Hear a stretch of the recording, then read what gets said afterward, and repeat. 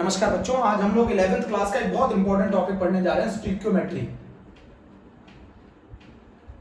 बेटा, स्टिक्योमेट्री का मैं पहले एक चीज बता दूं आपको। ये तीन तरीके की होती है। एक होता है मास मास रिलेशनशिप, एक होता है मास वॉल्यूम रिलेशनशिप, और एक होता है वॉल्यूम वॉल्यूम रिलेशनशिप। है ना 11th वाले बच्चों? Volume volume relationship. एक होती है मास मास रिलेशनशिप, एक होती है मास वॉल्यूम रिलेशनशिप, और एक होती है वॉल्यूम वॉल्यूम रिलेशनशिप। तो मास मास रिलेशनशिप हम लोग पढ़ने जा रहे हैं। असली में स्टिक्योमेट्री कैलकुलेशन बेस्ड प्रॉब्लम है और ये हमें बताती है मोल मोल एनालिसिस। मोल मोल एनालिसिस मैं आपको दो तरीके बताऊंगा, दो तरीके। जैसे मान लीजिए मोल मोल एनालिसिस क्या है। जैसे 2a plus b, मैं लेटस कंसीडर है ना, 2a plus b changes into 3c। अगर मेरी बात सुन रहे हो, इसका मतलब है 2 मोल a के react with 2 mole of a react with 1 mole of b to form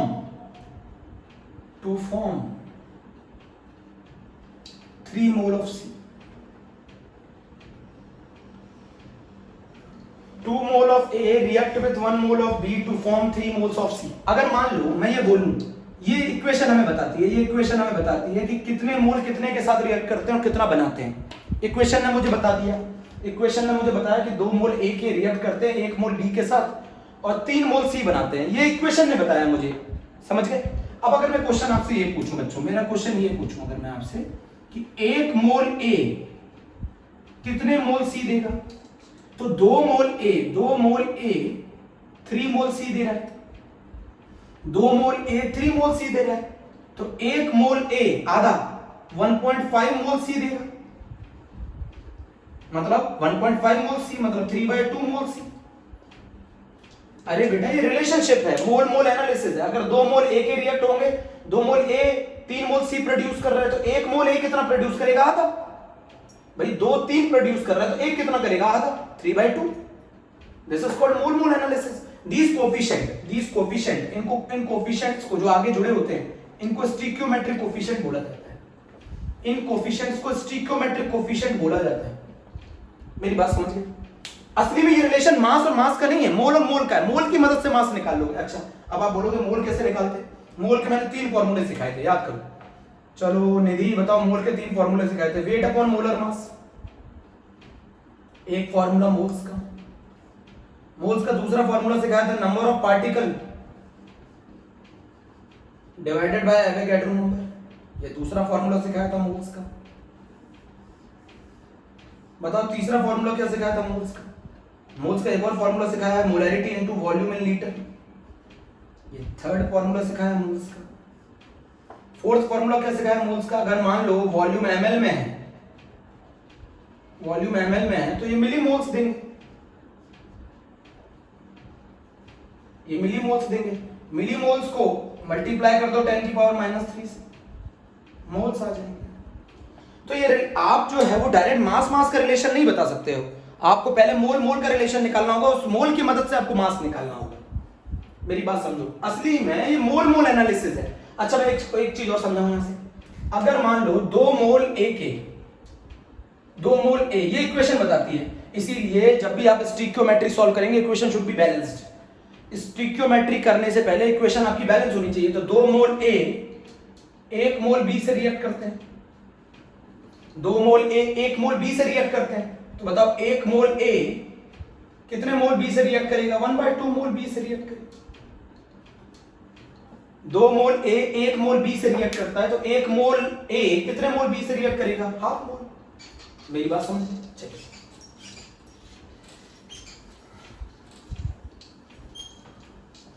mole mole analysis है बेटा ये ना।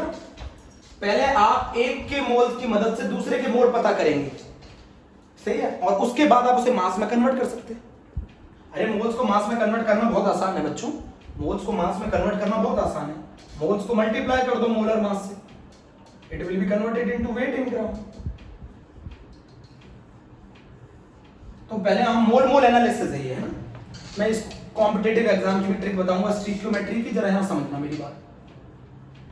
अगर हम कॉम्पिटेटिव एग्जाम में सॉल्व करेंगे, कॉम्पिटेटिव एग्जाम में या जी में, तो हम स्टीकियोमेट्री का, स्टीकियोमेट्री की स्पेलिंग आप लोग बच्चों देख लेना। स्टीकियोमेट्री का जो कंसेप्ट लगाएंगे, मान लो एक इक्वेशन है a plus 2b changes into 2c plus d। अगर मुझे इनके बीच में रिलेशन निकालना है, मोल मोल एनालिसिस निकालना है, तो इसका फॉर्मूला होता है moles of a divided by stoichiometric coefficient, moles of b divided by stoichiometric coefficient of a, stoichiometric coefficient of b, moles of C divided by stoichiometric coefficient of C and moles of D divided by stoichiometric coefficient of D। ये relation है मोल mole analysis. आप ऐसे भी निकाल सकते हैं। ये चीज हमें क्या बता रही है? ये चीज हमें बता रही है मोल मोल एनालिसिस। ये चीज हमें बता रही है मोल मोल एनालिसिस। मेरी बात समझो, ये चीज हमें बता रही है मोल मोल एनालिसिस। कैसे निकालते हैं mole mole analysis? Moles of A divided by stoichiometric coefficient of E। चलो अब मुझे आप बताओगे, मुझे उम्मीद है पूरा बताओगे, मुझे उम्मीद है पूरा बताओगे। तो moles of A stoichiometric coefficient कितना है 1, moles of B divided by stoichiometric coefficient है कितना 2, moles of C divided by stoichiometric coefficient और moles of D divided by stoichiometric coefficient 1। ये मैंने इनके बीच में मोल मोल एनालिसिस लगा ली है। यहां से अगर मैं मोल्स बी और सी का रिलेशन निकालूं तो मेरा बी और सी का रिलेशन आएगा NB/2 = NC/2। जितने मोल बी के रिएक्ट करेंगे उतने मोल सी के बनेंगे। क्लियर बात है? इक्वेशन भी यही बता रही है कि दो मोल प्रोड्यूस करते हैं, तो फिर एक मोल प्रोड्यूस करेगा, तो जितने मोल बी के होंगे उतने मोल सी के प्रोड्यूस होंगे। समझो जरा मेरी बात। इसको कहते हैं मोल मोल एनालिसिस। मोल मोल एनालिसिस का क्या तरीका है? Moles of A divided by, अगर आपको जिस जो गिवन हो और जो फाइंड करना हो उन दोनों को ले लो, बाकी सबको छोड़ दो। बेटा मोल मोल एनालिसिस में रिएक्टेंट के बीच की रिलेशनशिप भी निकाली जा सकती है और रिएक्टेंट प्रोडक्ट के बीच भी रिलेशनशिप निकाली जा सकती है। रिएक्टेंट के बीच की भी निकाली जा सकती है, रिएक्टेंट प्रोडक्ट के बीच की भी निकाली जा सकती है। स्कूल लेवल पर हम लोग ऐसे नहीं करते, ये कॉम्पिटिटिव लेवल पर है। अगर आपको एक दूसरे के बीच में रिलेशन निकालना है, मोल मोल एनालिसिस निकालनी है, तो आप ऐसे कर सकते हैं। आप ऐसे निकाल सकते हैं मोल मोल एनालिसिस। मेरी बात समझो बहुत ध्यान से, 11th वाले बच्चे मेरी बात समझो।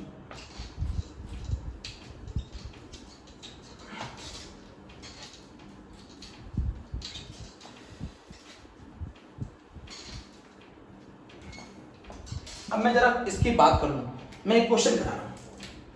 अगर मैं कंबशन इक्वेशन ले लूं बेटा CH4 + O2, कभी भी आप कंबशन इक्वेशन ले लें, सबसे पहले आप कार्बन को बैलेंस करें, देन हाइड्रोजन को बैलेंस करें और सबसे लास्ट में ऑक्सीजन को बैलेंस करें।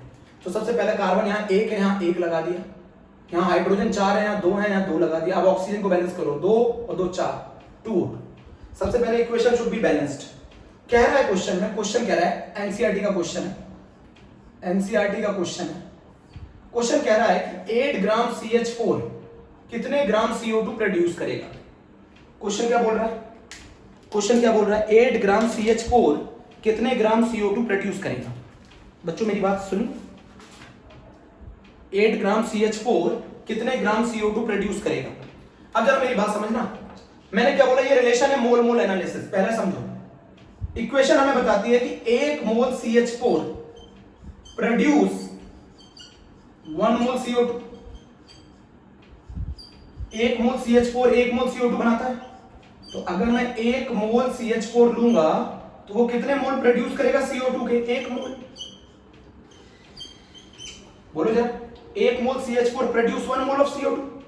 अब मोल्स ऑफ CH4 निकालो 8 ग्राम में, तो मोल्स ऑफ CH4 निकाले मैंने 8/16, मोलर मास 60, 0.5 मोल आ गए CH4 के।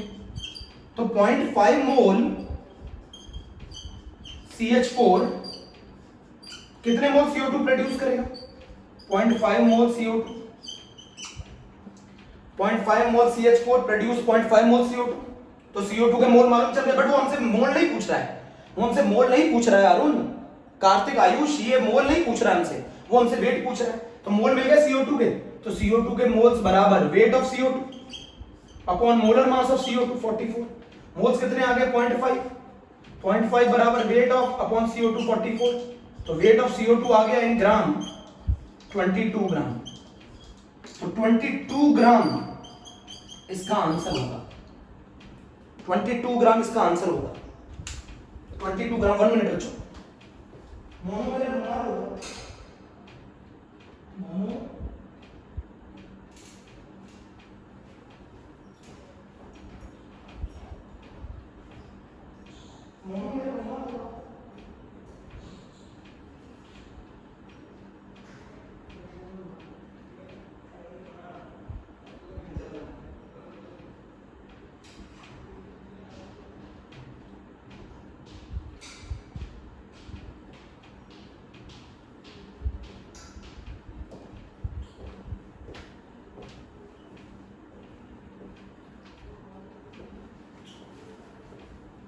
मेरे बच्चे समझ नहीं रहे, मैं आ गया हूं बच्चों। अच्छा एक चीज बताओ मुझे, मैं एक और शॉर्टकट से करूं, आपने ये पहले समझ लिया। 1 मोल CH4 1 मोल CO2 बनाता है, 1 मोल CH4 1 मोल CO2 बनाता है, तो 8 ग्राम में कितने मोल होंगे? 0.5 मोल, 0.5 मोल होंगे, तो 0.5 मोल CH4 0.5 मोल CO2 बनाएंगे। 0.5 मोल CO2 का वजन कितना होगा? 1 मोल का वजन होता है 44 ग्राम, तो आधे मोल का वजन कितना होगा? 22 ग्राम। एक तरीका ये है। चलो एक और तरीके से करते हैं, इसी क्वेश्चन को एक और तरीके से करते हैं। मोल मोल एनालिसिस से करते हैं। बताओ मोल मोल एनालिसिस क्या लिखूं? मोल मोल एनालिसिस क्या लिखूं बोलो?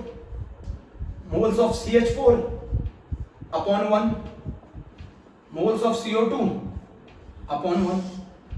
तो moles of CH4 upon 1 upon moles of CO2 upon 1। तो बताओ मोल्स ऑफ CH4 कितना दे रखा है? Moles of CH4, moles of CH4 निकाल देते हैं, बताओ कितना होगा? 8 upon 16 upon 1। Moles of CO2 नहीं निकालना है, वेट ऑफ CO2 निकालना है, मोल्स की जगह लिख दिया अपॉन 1। बताओ इसको सॉल्व करेंगे तो वेट ऑफ CO2 आ गया 22 ग्राम। ऐसे भी कर सकते हो, this is called mole mole analysis. 1 mole CH4 का 1 मोल CO2 बनाता है, 1 मोल CH4 1 मोल CO2 बनाता है। नोट करो, नोट करो, 1 मोल CH4 1 मोल CO2 बनाता है। नोट कर लिया? चलो ठीक, बहुत आसान है। मोल मोल एनालिसिस है, रिएक्टेंट रिएक्टेंट के बीच की रिलेशनशिप है, रिएक्टेंट प्रोडक्ट के बीच की रिलेशनशिप है।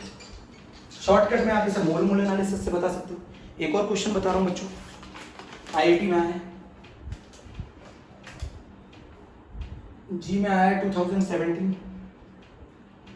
कह रहा है कि अगर मैं 1 ग्राम M2CO3 को एक्सेस ऑफ HCl से रिएक्ट कर दूं तो ये बनाता है MCl2 प्लस CO2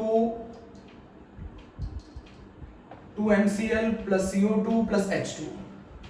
अगर मैं 1 ग्राम M2CO3 को एक्सेस ऑफ HCl के साथ रिएक्ट करता हूं तो 0.01186 मोल्स ऑफ CO2 प्रोड्यूस होते हैं।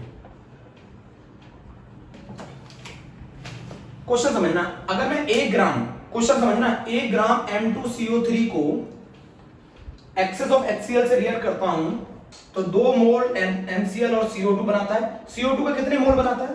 0.01186 मोल CO2 बनाता है।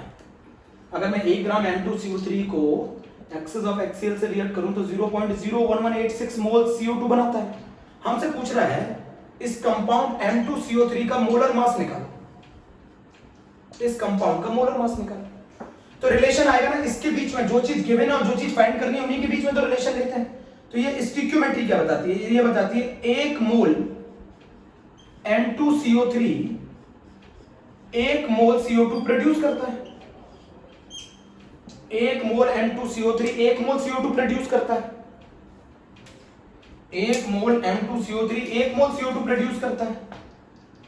अगर 0.01186 मोल CO2 के प्रोड्यूस हो रहे हैं तो बताओ कितने मोल M2CO3 लिया होगा? अगर मैं इसका 1 मोल लूंगा तो ये 1 मोल बनेगा। अगर ये 0.01186 मोल बन रहा है तो मैंने कितने मोल लिए होंगे?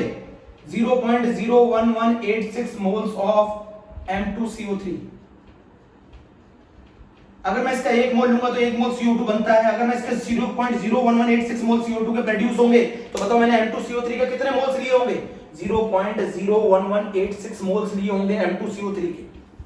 0.01186 मोल्स लिए होंगे M2CO3 के। तो M2CO3 के मोल्स मिल गए, M2CO3 के मोल्स मिल गए। कितने मिल गए? 0.01186। तो 0.01186 वेट मिल गया। वेट कितना दे रखा था? 1 ग्राम। मोलर मास निकालना था, मोलर मास आ जाएगा 84.3 ग्राम पर मोल। मोलर मास आ गया 84.3 ग्राम पर मोल। ये लॉन्ग मेथड है, शॉर्टकट मेथड बताता हूँ, ये लॉन्ग मेथड है। एक मोल N2CO3 एक मोल CO2 बनाता है, ये इक्वेशन बताती है। तो अगर 0.01186 मोल CO2 के बनेंगे तो कितने मोल N2CO3 लिया होगा, उतने ही मोल, जितने मोल CO2 बन रहा है उतने मोल N2CO3 होंगे। तो CO2 के मोल 0.01186 हैं, तो इतने मोल लिए होंगे आपने M2CO3 के। तो M2CO3 के मोल्स मिल गए, इसको फार्मूला इंपुट करके मोलर मास निकाल लिया। एक और तरीका से, एक और तरीका, क्या मालूम अच्छा लग जाए, एक और स्टोइकियोमेट्रिक रिलेशनशिप लगा लो। अब लिख सकते हैं moles of M2CO3 divided by stoichiometric coefficient 1 divided by moles of CO2 divided by stoichio coefficient 1। Equation balance होनी चाहिए, वरना फिर मोल मोल एनालिसिस गलत हो जाएगी। मोल्स ऑफ M2CO3 की जगह रख दो 1 upon molar mass of M2CO3, molar mass है, बराबर मोल्स ऑफ CO2 की जगह रख दो 0.01186। तो बताओ मोलर मास ऑफ M2CO3 कितना हो गया, 1 अपॉन 0.01186, ये आ गया 84.3 ग्राम पर मोल। चलो ये भी नोट कर लो, दो क्वेश्चन हो गए, स्टोइकियोमेट्री के दो क्वेश्चन हो गए। 1 ग्राम अगर मैं N2CO3 को एक्सेस ऑफ HCl से रिएक्ट करता हूं तो 0.01186 मोल CO2 के प्रोड्यूस होते हैं। तो मुझे एक चीज बताओ बहुत अच्छे से, 1 ग्राम M2CO3 को एक्सेस ऑफ HCl से रिएक्ट करो, MCl CO2 प्लस H2 0.01186 मोल CO2 के प्रोड्यूस होते हैं। तो बताओ M2CO3 का मोलर मास कितना होगा, M2CO3 का मोलर मास कितना होगा। चलिए बेटा, क्या होता है स्कूल के टीचर्स जो होते हैं ना वो उसको काट देते हैं मोल मोल एनालिसिस वाली ट्रिक को, इसीलिए मैं आपको लॉन्ग कट मेथड भी बताता हूं, क्योंकि वरना वो गलत कर देते हैं इसको। क्वेश्चन नंबर 3 बता रहा हूं बेटा, बहुत इंपॉर्टेंट क्वेश्चन है, एनसीईआरटी का क्वेश्चन है। क्वेश्चन नंबर 3 है, आप दोनों तरीके से करना, मैं दोनों तरीके से बता रहा हूं। क्वेश्चन नंबर 3 है MnO2 plus 4HCl gives MnCl2। जो चीज गिवन है, जो चीज फाइंड करनी है उसी के बीच का रिलेशन चाहिए, बाकियों के नहीं चाहिए। Cl2 plus 2H2। क्वेश्चन पूछ रहा है 5 ग्राम MnO2 कितने ग्राम HCl से रिएक्ट करेगा, 5 ग्राम MnO2 कितने ग्राम HCl से रिएक्ट करेगा, ये क्वेश्चन पूछ रहा है। किसके बीच का रिलेशन आएगा, MnO2 और HCl। 5 ग्राम MnO2 कितने ग्राम HCl से रिएक्ट करेगा। क्वेश्चन में क्या पूछ रहा है हमसे, weight in gram of HCl पूछ रहा है। स्वाति सुन रही है ना, स्वाति सुन रही हो ना, अनुराधा सुन रही हो बेटा, स्नेहिल बोलो, विराले तुम भी सुन रहे हो, मुझे लग रहा है, उम्मीद है सुन रहे हो।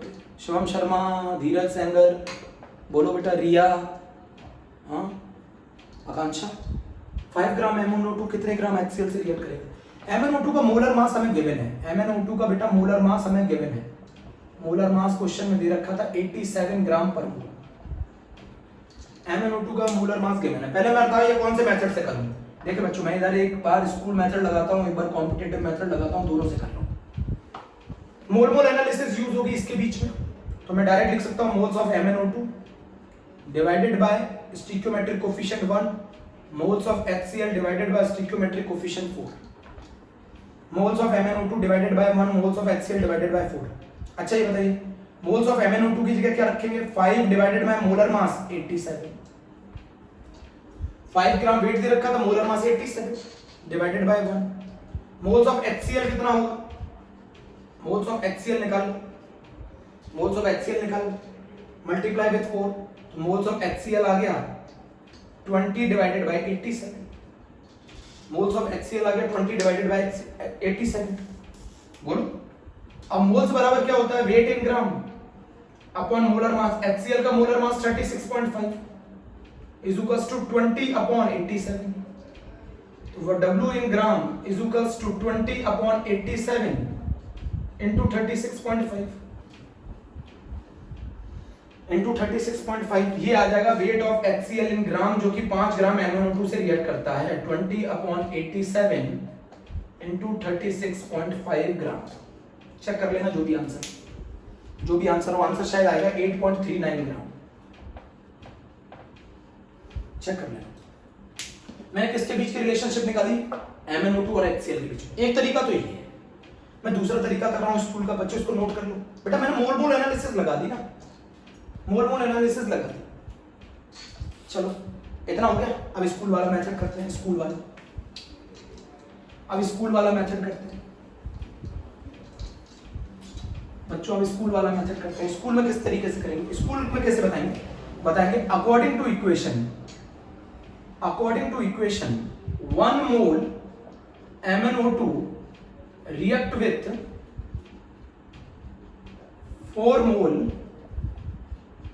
HCl। 1 मोल MnO2 रिएक्ट करती है 4 मोल HCl के साथ। According to equation 1 mole MnO2 react with 4 mole HCl।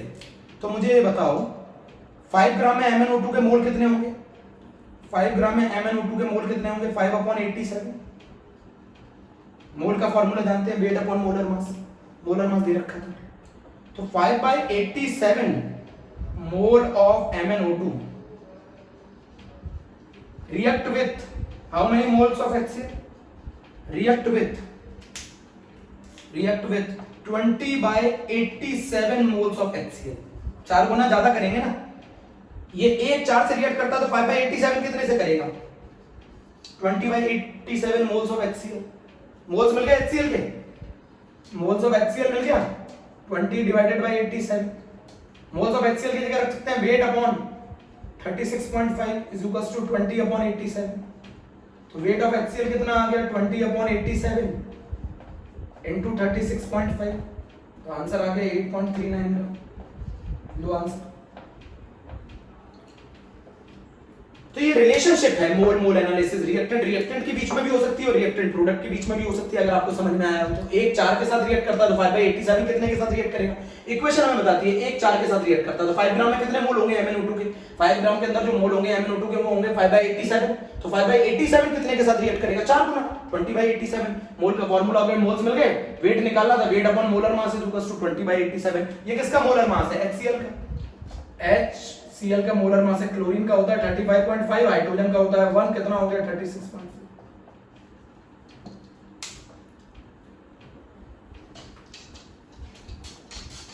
चलो एक और शानदार क्वेश्चन बेटा, इनमें से एक कंफर्म आता है स्कूल लेवल पर, स्कूल के एग्जाम जब भी होंगे आपके स्कूल एग्जाम, उसमें ये इनमें से एक क्वेश्चन जरूर आएगा, लिख लेना बच्चों, है ना, फिक्स है ये क्वेश्चन जरूर आएगा।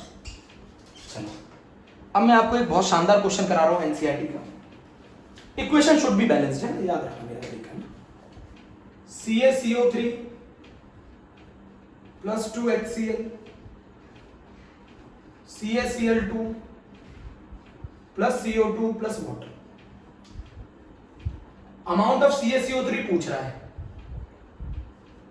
अमाउंट ऑफ CaCO3 पूछ रहा है और 25 ml 0.75 मोलर HCl दे रखा है।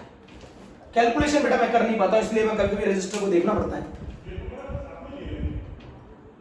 Amount of CaCO3 25 ml 0.75 molar HCl दे रखा है। कह रहा है 25 ml 0.75 मोलर HCl कितने CaCO3 के साथ रिएक्ट करेगा, कितने अमाउंट CaCO3 के साथ रिएक्ट करेगा। तो मेरी बात सुनना है, मेरी बात सुनना ध्यान से। तो मैंने आपको भी सिखाया था मोल्स बराबर क्या होता है, मोल्स बराबर क्या होता है, एक फॉर्मूला सिखाया था, molarity into volume in litre. तो मोलैरिटी कितनी दे रखी है 0.75, इससे मैं मोल्स निकाल रहा हूं HCl के, मोल्स निकाल रहा हूं HCl के। वॉल्यूम इन लीटर कितना दे रखा है 25/1000। तो ये आ जाएगा 0.75 इनटू 25/1000। इतने मोल्स आ गए किसके, HCl के, मोल्स ऑफ HCl आ गया। अच्छा मुझे एक चीज बताओ, इक्वेशन क्या बताती है, इक्वेशन बताती है 1 मोल CaCO3 2 मोल HCl से रिएक्ट करेंगे। तो ये बताओ मुझे 1 मोल HCl कितने मोल CaCO3 से रिएक्ट करेगा, 2 मोल एक के साथ रिएक्ट करता है तो 1 मोल HCl half mole of CaCO3 से रिएक्ट करेगा। नहीं ऐसा नहीं, 2 मोल HCl एक के साथ रिएक्ट करता है तो 1 मोल कितने के साथ करेगा, आधे के साथ, हाफ मोल आ गया CaCO3 का। मोल ऑफ HCl कितने आ गए 0.75 into 25 divided by 1000 moles of HCl कितने के साथ रिएक्ट करेंगे, इसके आधे, इसके आधे कितना होगा बोलो, 0.75 इनटू 25 डिवाइडेड बाय 1000 इनटू 1/2। इतने मोल्स हो गए CaCO3 के। इतने मोल्स हो गए CaCO3 के। भाई इतने मोल HCl के कितने से रिएक्ट करेंगे? इसके आधे से। इसके आधा कितना होगा? Divided by 2। अरे भैया 2 मोल HCl के 1 मोल CaCO3 के साथ रिएक्ट करते हैं तो 1 मोल HCl का कितने मोल CaCO3 के साथ रिएक्ट करेगा? आधे के साथ। तो इतने मोल HCl कितने के साथ रिएक्ट करेंगे? आधे के साथ। मोल मिल गए। मोल मिल गए। मोल कितना मिल गया? 0.75 into 25 डिवाइडेड बाय 2000। ये मोल मिल गए। मोल बराबर होता है wait upon molar mass. 0.75 into 25 divided by 2000। Molar mass कितना होता है CaCO3 का? 100। 0.75 into 25 अपॉन 2000 into 100 बराबर आ जाएगा वेट ऑफ CaCO3। ये 0 से ये 0 कैंसिल, तो 0.75 into 25 डिवाइडेड बाय 20 कितना आंसर हो जाएगा? 24। ये 5, ये हो जाएगा 1.25। तो 0.75 को 1.25 से मल्टीप्लाई करोगे तो ये आएगा 0.9 कुछ करके आंसर आना चाहिए मेरे हिसाब से, 0.93 ग्राम। ये मैंने स्कूल का मेथड लगाया है कि 2 मोल HCl के 1 मोल CaCO3 से रिएक्ट करते हैं तो इतने वॉल्यूम के अंदर, इतने कंसंट्रेशन के अंदर कितने मोल्स होंगे। तो पहले मैंने मोल्स निकाल लिए, फिर मैंने मोल्स निकाल लिए HCl के। इतने मोल्स आ रहे थे HCl के, इतने मोल आ रहे थे HCl के। 2 मोल HCl के 1 मोल CaCO3 के साथ रिएक्ट करता है। तो 1 मोल HCl का कितने मोल के साथ रिएक्ट करेगा? हाफ मोल ऑफ CaCO3 के साथ रिएक्ट करेगा। 1 मोल HCl half mole of CaCO3 के साथ रिएक्ट करेगा। 1 मोल HCl half mole of CaCO3 के साथ रिएक्ट करेगा। तो 0.75 into 25 into 1000 moles of HCl कितने मोल्स ऑफ CaCO3 के साथ रिएक्ट करेंगे? इतने के साथ। मोल्स मिल गए। मोल्स बराबर वेट अपॉन मोलर मास। वेट अपॉन मोलर मास निकाल के मैंने वेट निकाल लिया। चलो इसको एक और तरीके से करते हैं, एक और तरीके से करते हैं। बेटा इसमें बच्चों को दिक्कत आती है, बड़ा आसान है। मोल एनालिसिस है। 2 रिएक्टेंट, एक रिएक्टेंट या प्रोडक्ट या 2 प्रोडक्ट के बीच में रिलेशनशिप है, एक दे दिया जाए दूसरा फाइंड कर सकते हो। अच्छा एक चीज बताओ, moles of CaCO3 upon stoichiometric coefficient 1 moles of HCl divided by 2। ये रिलेशन है मोल एनालिसिस। तो 2 into मोल्स ऑफ CaCO3 आपने लिख लिया ये पूरा। अब मोल्स ऑफ HCl कैसे निकालोगे? चलो बताओ। Moles of CaCO3 is equals to mole of HCl कैसे निकालोगे? Molarity into volume divided by 1000। ये मोल्स आ गए HCl के डिवाइडेड बाय 2। मोल्स आ गए HCl के, तो मोल्स आ गए HCl के 25 into 0.75 डिवाइडेड बाय 2000। मोल्स आ गए HCl के। आ गया? अब मुझे क्या निकालना है? वेट ऑफ CaCO3 निकालना है। वेट डिवाइडेड बाय 100 सॉल्व कर दो। वेट आ जाएगा CaCO3 और वो आ जाएगा 25 into 0.75 डिवाइडेड बाय 2000 into 100। तो ये आ जाएगा 0.93 ग्राम। ये भी तरीका अपना सकते हो मोल एनालिसिस। इस 25 ml और 0.75 मोलर से मोल्स निकालो, क्योंकि असली में ये रिलेशनशिप मोल की है। असली में ये रिलेशनशिप मोल की है। तो आपको अगर मैं वॉल्यूम दे दूं, कंसंट्रेशन दे दूं, मोल्स निकालो। मोल इसके भी निकलेंगे, पर ये मोल्स नहीं पूछ रहा है, ये हमसे वेट पूछ रहा है। तो फिर मोल्स की मदद से मैंने क्या निकाल दिया? वेट निकाल दिया। नोट कर लो बच्चों, नोट कर लो। नोट कर लिया? चलो बहुत शानदार।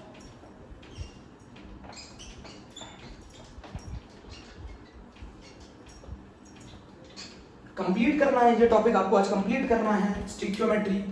चलो मुझे ये बताओ, अगर मैं कभी किसी हाइड्रोकार्बन, मान लो कोई हाइड्रोकार्बन है CXH9, इस हाइड्रोकार्बन का अगर मैं कंबशन करूं, तो हाइड्रोकार्बन का कंबशन करूं तो मैंने ये लिख दिया NO2 लिख दिया NO2। अभी मैं N की वैल्यू निकालूंगा। इट विल गिव्स CO2 किसी भी हाइड्रोकार्बन को जलाने पर H2O। मैंने आपको क्या सिखाया था सबसे पहले? मैंने आपको क्या सिखाया था सबसे पहले किसको बैलेंस करते हैं? कार्बन को। तो सबसे पहले XCO2, फिर किसको करते हैं? हाइड्रोजन को। यहां कितना हाइड्रोजन है? Y। यहां पर कितने हैं? 2। तो ये हो जाएगा Y/2। बेटा यहां 2 हैं, तो 2 को अगर मैं Y/2 से मल्टीप्लाई करूंगा तो हाइड्रोजन बराबर हो जाएंगे। अच्छा इस साइड कितने ऑक्सीजन है? इस साइड कितने ऑक्सीजन है? इस साइड ऑक्सीजन है 2x प्लस Y/2। इस साइड कितने ऑक्सीजन? 2n। मुझे n की वैल्यू निकालनी है, तो n की वैल्यू कितनी आएगी बताओ? 2x डिवाइडेड बाय 2 और y/2 डिवाइडेड बाय 2।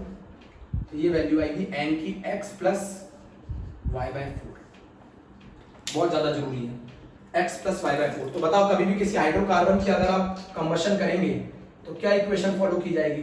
किसी हाइड्रोकार्बन का कंबशन करोगे तो CxHy plus x plus y by 4 O2 gives XCO2 plus y by 2 H2, XCO2 plus y by 2 H2, CxHy plus x plus y by 4 O2 gives XCO2 plus y by 2 H2। समझ गए ध्यान से? समझ गए ध्यान से? बोल।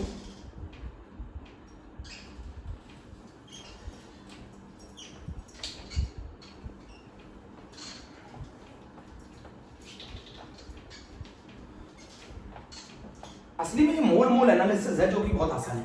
अब कुछ पिछले टाइम पर मुझसे बच्चे पूछ रहे थे मोल फ्रैक्शन बता दो सर, थोड़ा सा हम लोगों को एक्सप्लेन नहीं हो पाया मोल फ्रैक्शन। आयुष राजपूत पूछ रहे थे मोल फ्रैक्शन। फ्रैक्शन का मतलब होता है जब भी हम किसी चीज को एक में से बताते हैं, एक में से टोटल रिजल्ट 1 है उसमें से बताते हैं। अब मान लो मेरा सॉल्यूशन दो कंपोनेंट से मिलकर बना है, सॉल्यूशन दो कंपोनेंट से मिलकर बना है Na प्लस Nb। सॉल्यूशन में दो कंपोनेंट के मोल से Na प्लस Nb। अच्छा ये बताओ, इसको मैं n टोटल बोल सकता हूं? सॉल्यूशन के अंदर इसके टोटल मोल्स कितने हैं? मान लो दो कंपोनेंट है तो टोटल मोल्स होंगे Na plus Nb। n total में A का कंट्रीब्यूशन कितना है? Na। और n टोटल में B का कंट्रीब्यूशन कितना है? Nb। n टोटल में A का कंट्रीब्यूशन Na है तो n टोटल में B का कंट्रीब्यूशन Nb है। तो मतलब एक में इसका कितना कंट्रीब्यूशन होगा? एक में, तो एक में होगा Na अपॉन n टोटल। यही चीज कहलाएगी XA, यही चीज कहलाएगी XA। मेरी बात समझे? XA। और यही चीज n टोटल में Nb कंट्रीब्यूशन है, एक में कितना कंट्रीब्यूशन होगा? Nb upon n total. यही कहलाएगा मोल फ्रैक्शन ऑफ B, यही कहलाएगा मोल फ्रैक्शन ऑफ A। तो टोटल रिजल्ट कितना होता है? 1 में से। 1 में से जब भी बताया जाता है, फ्रैक्शन वर्ड होता है 1 में से बताना। तो अगर मैं आपसे पूछूं मोल फ्रैक्शन A का निकालो तो आप कुछ नहीं करना, मोल्स ऑफ A लिखना, डिवाइड कर देना टोटल से। आप मोल फ्रैक्शन B निकालोगे तो मोल्स ऑफ B लिखना, डिवाइड कर देना टोटल से। और मोल फ्रैक्शन सभी का सम कितना होगा? मोल फ्रैक्शन का सम कितना होता है आपको बता दो, XA plus XB is equal to 1। Total mole fraction का सम ऑलवेज 1 होता है। अब अगर आपके सॉल्यूशन में कंपोनेंट टोटल मोल्स 2 हैं तो Na प्लस Nb लिख दो। सॉल्यूशन में अगर टोटल मोल्स कितने हैं? दो कंपोनेंट है तो टोटल मोल्स कितने होंगे सॉल्यूशन में? Na plus Nb। और XA प्लस XB की वैल्यू कितनी हो गई? 1। तो अगर आपको x से निकालना है तो आप एक तरीका और लगा सकते हो 1 माइनस एक्स। तो टोटल मोल फ्रैक्शन का सम ऑलवेज 1 होता है, टोटल मोल फ्रैक्शन का सम ऑलवेज 1 होता है। डाउट था वो क्लियर कर दिया। मोल फ्रैक्शन किसी भी चीज को एक में से बताना है।